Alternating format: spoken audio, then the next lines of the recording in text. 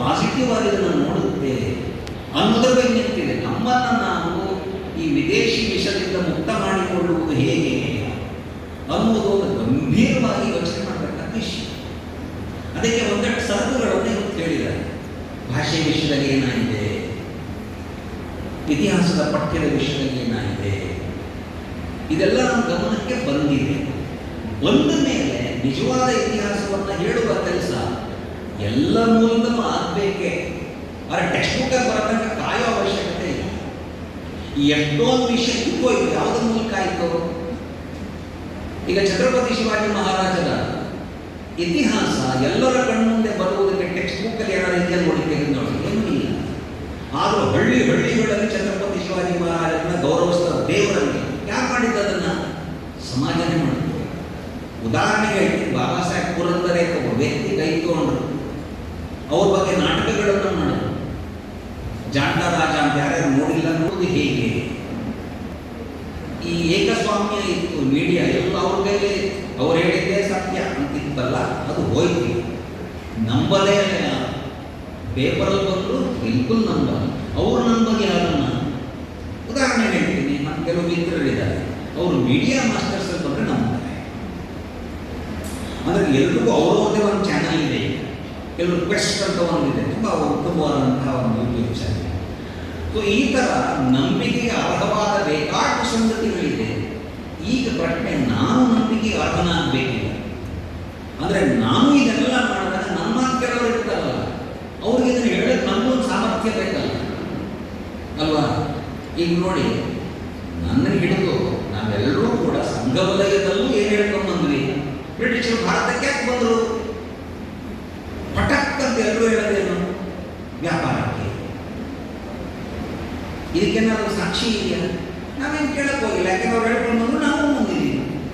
ಯಾರು ಹೇಳಿದ್ರು ಇಲ್ಲ, ಅವ್ರ ದಿನ ಷಡ್ಯಂತ್ರ ಇತ್ತು ಅಂದರೆ ಪ್ರೂಫ್ ಕೊಡೋದು ಹಿಂದೆ ಕೇಳಿರಲಿಲ್ಲ, ಯಾಕೆಂದ್ರೆ ನಾವು ಒಪ್ಕೊಂಡ್ಬಿಟ್ಟಿದ್ವಿ. ಈಗ ನಾವೇನು ಹೇಳಿದ್ರು ಪ್ರೂಫ್ ಕೊಡಲೇಬೇಕಾಗುತ್ತೆ, ನಮ್ಮ ಜವಾಬ್ದಾರಿ ಇದೆ. ಹಾಗಿದ್ರೆ ಹೇಳಬೇಕು, ಆ ಪ್ಯಾಪಲ್ ಅವರು ಡಿಕ್ಲರೇಷನ್ ಇದೆ, ಆ ಡಿಕ್ಲರೇಷನ್ ಪ್ರತಿ ಸಿಗುತ್ತೆ ನಿಮಗೆ, ಹೀಗೆ ಮಾಡಿ ನೀವು ಅಂತ ಹೇಳಿ ಪ್ರತಿ ಸಿಗುತ್ತೆ, ಅದನ್ನೆಲ್ಲ ಕೊಡಬೇಕಾಗುತ್ತೆ ನಾವೀಗ. ಅಂದರೆ ನಾವು ಹೇಳೋದಕ್ಕೆ ದಾಖಲೆಯನ್ನು ನಾವು ಕೊಡಲೇಬೇಕಾಗುತ್ತೆ, ಅದು ಪುಸ್ತಕಗಳನ್ನು ರೆಫರ್ ಮಾಡಬೇಕಾಗುತ್ತೆ. ಆ ರೀತಿಯಲ್ಲಿ ನೋಡಿದ್ರೆ, ಉದಾಹರಣೆಗೆ ಆರ್ಯನಿವೇಶ ಕಚೇರಿಗೆ ಈಗಿನ ಕಾಲದಲ್ಲಿ ಒಪ್ಪಬೇಕಾದಂತಹ ವಾದವನ್ನು ಕೊಟ್ಟವರು ಡಾಕ್ಟರ್ ಅಂಬೇಡ್ಕರ್. ಹೂವರ್ ಶೂದ್ರಾಸ್ ಅಂತ ಒಂದು ಪುಸ್ತಕ ಇದೆ. ಆ ಪುಸ್ತಕ ತೆಗೆದು ನೋಡಿದ್ರೆ ವೇದಗಳನ್ನೇ ಕೋಟ್ ಮಾಡಿ ಆರ್ಯ ದ್ರವಿಡ ಅನ್ನೋದು ಸುಳ್ಳು ಅಂತ ಅವ್ರು ಬರೀತಾರೆ. ಆದರೆ ನಾವು ಅದನ್ನು ಕೋಟ್ ಮಾಡಲಾರದೆ ನಮ್ಮದೇ ಹೇಳ್ತಿದ್ರೆ ಅದು ನಂಬಲ್ಲ. ಅದಕ್ಕೆ ಸ್ವಲ್ಪ ಇಲ್ಲಿರೋರು ಕೆಲವು ದೊಡ್ಡವರು ಈ ಥರ ಸಾಹಿತ್ಯಗಳನ್ನು ಓದಬೇಕು, ಅದನ್ನು ಜನರು ತಿಳಿಸ್ಬೇಕು. ತಿಳಿಸುವಾಗ ಭಾವನೆಯಿಂದ ಅಷ್ಟೇ ಹೇಳಬಾರ್ದು. ಎಷ್ಟೇ ಭಾವನೆ ಚೆನ್ನಾಗಿದ್ರು ದಾಖಲೆ ಸಹಿತ ಹೇಳಬೇಕು. ಇದನ್ನೂ ಕೂಡ ನಾವು ಮಾಡಬೇಕಾಗುತ್ತೆ. ಹಾಗಾಗಿ ವಸಾಹತು ಅನ್ನುವ ಮನೋಭಾವ ಇದೆಯಲ್ಲ, ಇದು ನಮ್ಮೊಳಗೆ ಇರುವ ಭೂತ. ಹೇಳ್ಬಿಟ್ಟಿರ್ತಾರಲ್ಲ, ಸಾಯಂಕಾಲ ಗುಮ್ಮ ಇದೆ ಅಂತ ಹೇಳ್ಬಿಟ್ಟಿರ್ತಾರೆ. ಅವ್ರ ಪಾಪ ನಮ್ಮ ಅಮ್ಮನ ಗುಮ್ಮನ ನೋಡಿಲ್ಲ, ಅವ್ರ ತಾತನ ನೋಡಿಲ್ಲ, ಯಾರು ನೋಡಿಲ್ಲ. ಅವ್ರು ನಮ್ಗೆ ಹೇಳಿದ್ರು, ನಮಗೊಂದು ಭಯ ಶುರು ಆಗ್ಬಿಡ್ತು, ಸಾಯಂಕಾಲ ಒಂದು ಗುಮ್ಮ ಇದೆ ಅಲ್ಲಿ. ಇಲ್ಲ ಅಂತ ಯಾರು ಅನ್ಕೋಬೇಕೀಗ? ನಾವೇ ಅನ್ಕೋಬೇಕು. ಇದು ಧೈರ್ಯ ಬರೋದೇ ಹೇಗೆ? ಒಬ್ಬೊಬ್ಬರು ಒಂದಿರ್ಬೋದು, ಹನುಮಾನ್ ಚಾಲೀಸ ಹೇಳೋ ಭೂತ ಪ್ರೇತಗಳೆಲ್ಲ ಹೋಗುತ್ತೆ ಅಂತಾನೆ. ಆ ಥರ ನಿಮಗೆ ಯಾವ ತಿಳಿಯುತ್ತೋ ಆ ಥರ ವಿದೇಶಿ ಭೂತನ ಉಳಿಸ್ಬೇಕಾಗುತ್ತೆ. ಅದೆಲ್ಲೋ ಹೊರಗಡೆಯಿಂದ ಇಲ್ಲ, ಒಳಗಡೆಯಿಂದ ಇದೆ. ಮತ್ತು ಕೆಲವು ವ್ಯವಸ್ಥೆಗಳಲ್ಲೂ ಬಂದುಬಿಟ್ಟಿದೆ. ವ್ಯವಸ್ಥೆಗಳು ಹೆಂಗೆ ಬಂದಿದೆ? ಇತ್ತೀಚೆಗೆ ಬದಲಾಯಿತು. ಅದು ಯಾವುದೋ ಒಂದು ಘಟಿಕೋತ್ಸವ ಅಂತ ಆಗುತ್ತಲ್ಲ, ಅವಾಗ ಯಾವುದೋ ಒಂದು ಕಡೆ ಹಿಂಗೇನೋ ಒಂದು ಟೋಪಿ ಇದೇನೋ ಹಾಕ್ಕೊಂಡು ಹೀಗೆ ಎಸಿಬೇಕು, ಕಪ್ಪುದಿರುತ್ತೆ. ಹಾಕಿತ್ತೋ ಯಾರು ಮಾಡೋದು ಗೊತ್ತಿಲ್ಲ. ನಾವಂತೂ ಅನುಸರಿಸ್ಕೊಂಡು ಬಂದು ಈಗ ಪುಣ್ಯವಶ ಇಲ್ಲ ಕಪ್ಪು ಒಂದು ಬೇಕಾಗಿಲ್ಲ ಅಂತ ಬಿಟ್ಟವರು ಬೇಕಾದಷ್ಟು ಜನ ಇದೆ.